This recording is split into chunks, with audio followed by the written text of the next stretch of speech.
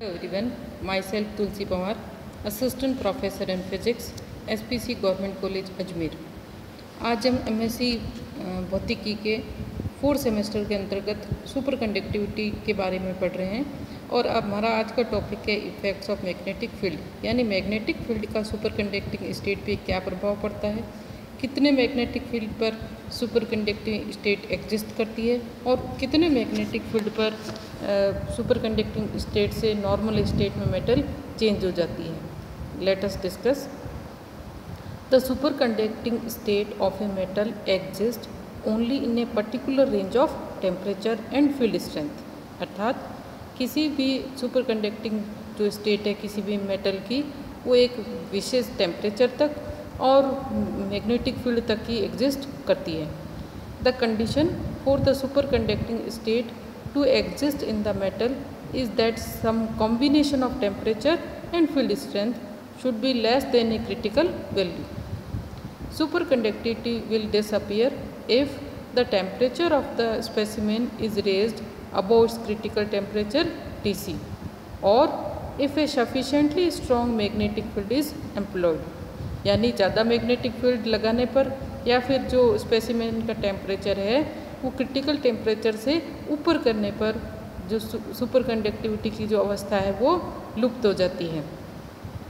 The curves are nearly parabolic and can be reasonably be represented by the relation and the relation is Hc is equal to H0 bracket 1 minus T² upon Tc²।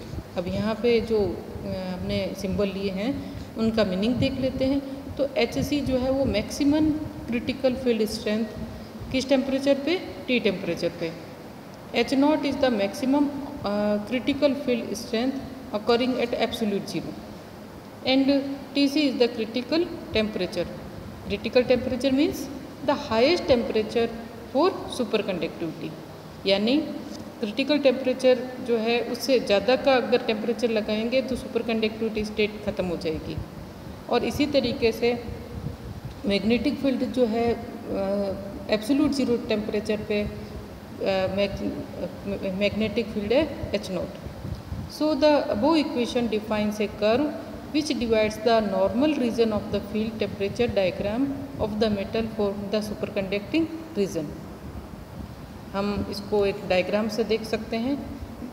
यहाँ पे जो parabolic curve है ये दिखाया गया है Al, Hg और Pb के लिए। तो ये कर्व की पर्टिकुलर टेम्परेचर पे और मैग्नेटिक फील्ड के बीच में रिलेशन है कि जब T ज़ीरो होता है उस समय क्रिटिकल मैग्नेटिक फील्ड जो है Hc की वैल्यू ज़्यादा है और जैसे जैसे टेम्परेचर बढ़ाएंगे वैसे वैसे Hc की वैल्यू घटती जाएगी और उसके बाहर अगर टेम्परेचर की वैल्यू बढ़ा देंगे तो भी जो पदार्थ है वो सुपर कंडक्टिंग से नॉर्मल स्टेट में आ जाएगा। इसी तरीके से अगर हम टेम्परेचर को कांस्टेंट रखते हुए मैग्नेटिक फील्ड को बढ़ाएं तब भी पदार्थ जो है वो नॉर्मल स्टेट में कन्वर्ट हो जाएगा। The critical field curve for a number of pure metals are shown in figure. It is from these curves that the paradox of superconducting arises. We will consider it with reference to lead.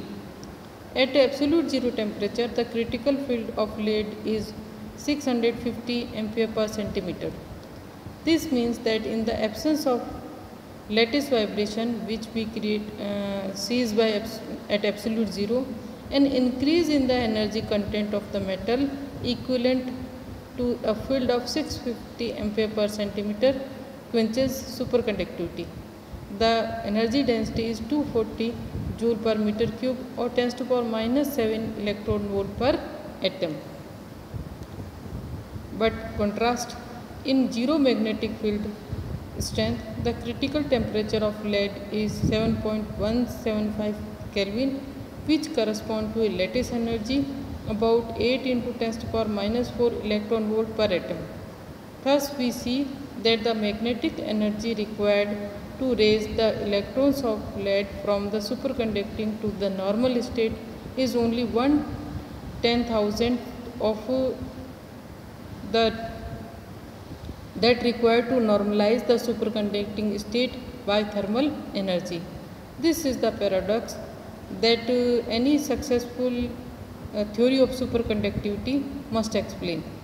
To understand the origin of this phenomena, we must briefly review the quantum electronic model of a metal. Thank you.